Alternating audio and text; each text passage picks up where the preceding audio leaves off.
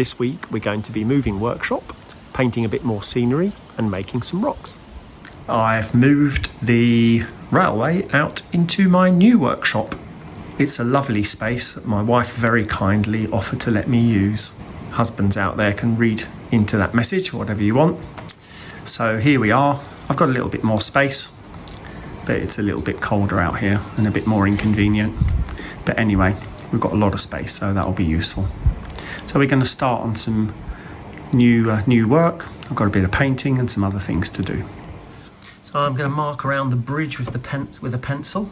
So just draw a line around the bridge so that I can see where all the piers need to go, because then I will make sure I'm going to paint all in between and tidy that up, but I need to keep the bridge piers flat on the ground with the so that the bridge is flatter. So yeah, so I've drawn all my lines. So here now I'm just going to take a better black pen and then just mark those lines so I can see them a lot easier. And then I'm going to just do a little bit of cutting, probably just to trim the plaster a little bit in different places. So say now I can actually see a lot better where those piers are going to be going. So I can say I'm going to paint around here, so that then when I put the bridge down, it's better on here, and then we'll just do a little bit of decorating around what's left of the bridge. Here we're putting on the first coat.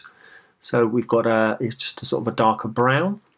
So this is a good base now, so that then when we put grass and other things on top, then you won't see any of the white plaster through it. Here I'm putting on a layer of lighter plaster on top of the plaster cloth, so that we can then paint on top of that as well. So going right up to the edges, tidying it all up so that we get a nice smooth finish, so that we can then paint on top of that.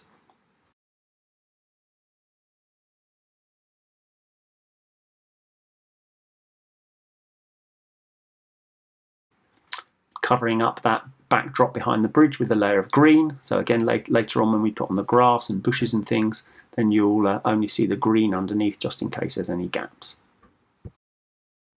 So I've got my hill not totally built, because I think maybe I'll add a little bit more. But can you see I've cut out lots of layers. They're not glued together yet, they're just sitting there so you can see them. But I've got a roof on it. And there's room, of course, for the trains to go through. So you can see I've cut the space through there. And then the roof sits back on the top again. So I've got some shaping to do and the gluing and things like that. I've got most of it done. So that's pretty good. Now we're painting that other section of plaster that we finished just before. So again, another brown. I did a slightly different brown. It's going to be a bit more in the distance. So hopefully you won't really see any of the brown through the grass and the bushes that we're going to put on top. But I thought we'd better, make it a bit darker anyway, just in case. And then here I'm painting green between the bridge supports. So once I put grass on there, again, it'll be a good coverage for that. We need to make some templates to install our tunnel portals. So I'm going to draw around the edges of the tunnel portal so we get a nice little frame there.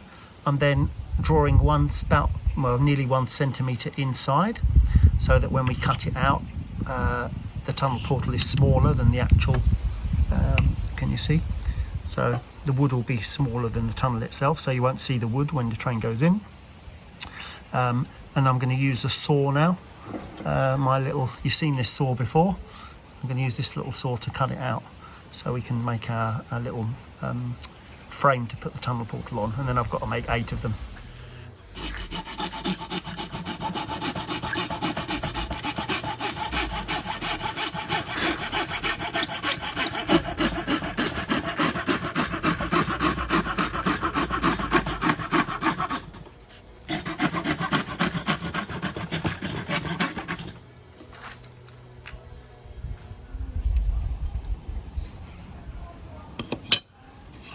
Not the straightest in the world, but it'll do. So I'll glue that into the layout, and then later on we'll glue the portal onto the wood. I've manufactured my 8 fake tunnel portals. So I'm going to paint them black. So just in case anyone can see inside at any point, then it'll just be black. So I'm going to paint them black both sides and on the inside edges. So we'll get on with that. And then they're ready to be installed on the layout when I'm ready.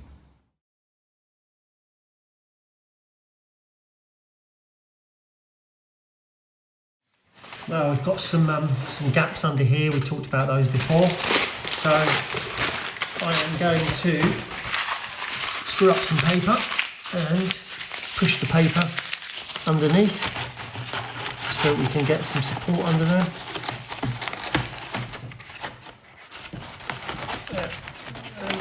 And do that. So now we have something that I can put the plaster cloth on over the top, so to come down. I've got my rock kit as well, of course, so I can put my rock kit, maybe make some rocks to put on the front there. So I need a little bit of something under here as well, in there, there. So that'll be fine. I can put some plaster on there, plaster cloth, and that'll hold just nicely. So we can have a bit of a dip there. We can get it nice and dark inside the tunnel. So I painted the roof of the tunnel all black, and you'll see here I painted the side walls of the tunnel on both sides. You can see the other side as well, painted both sides black. So when I put the tunnel roof on, it's going to be nice and dark inside there. We won't get much light coming through, so that'll be good for when the trains go in and out. We're going to be making some rocks, so that rock kit we bought the other week. We've got the things that we need. So we've got our rock mould, so you can see that it's a silicon mould, and it's in the shape of of rocks basically. So we need something to support it on, so when I put the liquid in, it doesn't bend around. So I've got some bubble wrap that I can just support that with. I've got a little stick to stir the plaster. We've got the plaster that we need to make the mix. I've got some little measuring cups as well for the water, for the plaster. We've got to spray the little mould. We've got the instructions, what I'm supposed to be doing, and we've got a pot for mixing it with the water. So the first thing that I need to do is to give the mould a little bit of a spray. So we'll just give it a quick spray to wet the mould. So there's a little bit of washing up liquid in there as well. I will tip out the excess water, so there's not too much. So there you go, so that's a little bit wet. So then now we give the plaster a bit of a shake around, and then we can cut open the plaster, and then we're going to need to measure out 1 cup of plaster. So I've got my measuring cup here, so we'll do a measuring cup of plaster. So I need to do that, 1 cup.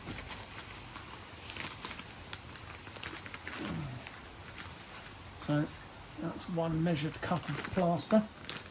Put that to one side. So I've got my little jug with the water in it already. So I'm going to chuck that in there. So he's gone in there. And now we have to let that stand for, it says, 2 minutes. So we'll wait for 2 minutes, and then we'll give it a stir for a minute afterwards, and then we can pour that into the mould. So I'm going to wait for 2 minutes, and then we'll come back.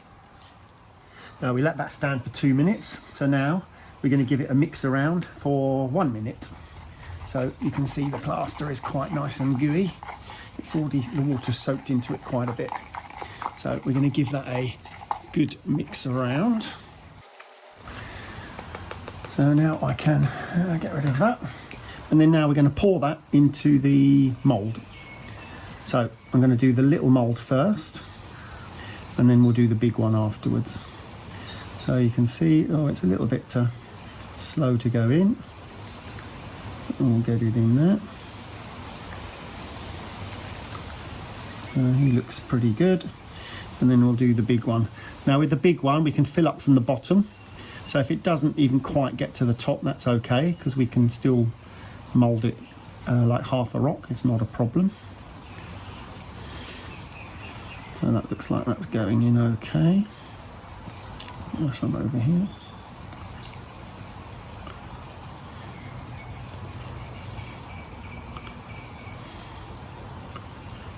Use our stick to get it out. Whoops, going over the edge a bit.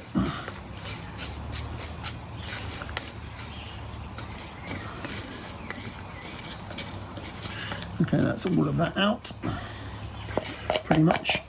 A little bit left in there.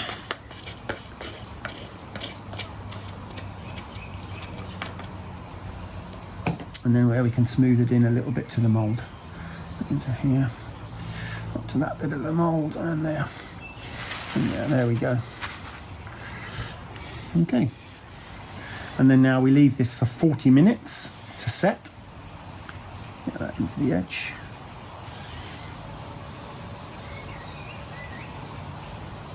And then after 40 minutes we can come back and we can see how it all looks. So now I'm going to go and clean up. Well, we've waited 40 minutes, so now we can carefully see if we can get these rocks out of the mould. Because it's a silicone mould, it's quite bendy. Oops, no, I can see that that's already cracked. Maybe we need a little bit longer. Let's tip it upside down. Let's see if I can push that out.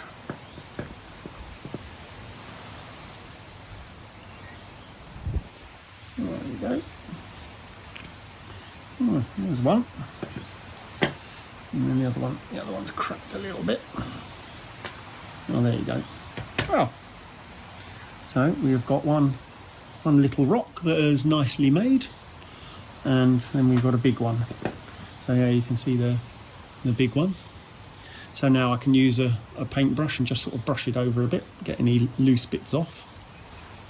And also we can clean up these edges here. You see they'll come off, and we'll fix those a little bit later on.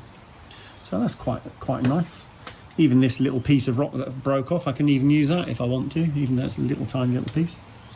But yeah, this is a long one. Obviously there's some bits on there. So let me give that a bit of a brush. So then next we leave these to set overnight or to dry out overnight, and then we can paint them tomorrow. So we're going to take our pigment and we're going to be dabbing that onto the rock face.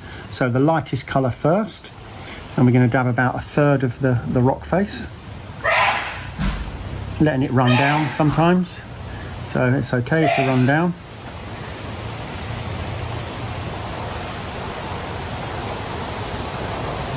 So we're covering about 1/3, as I say, not too much. So that's good. And then we'll take the next darker colour, and again about another 1/3. We can cover over some of the existing ones as well. You see we've tipped up the rock so that it runs down nicely.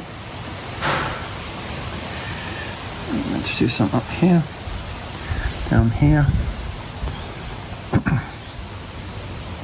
Not so it's all covered, we need to leave a bit of white here and there.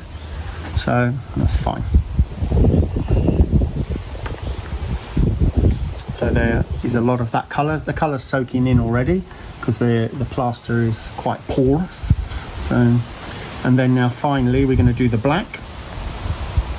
And just do the black everywhere over the whole thing so that it runs down. There you go. And you get some. The cracks will be highlighted on where the liquid runs down into the rocks, if you can see that. Get underneath as well. And then we've got a nice colourful rock.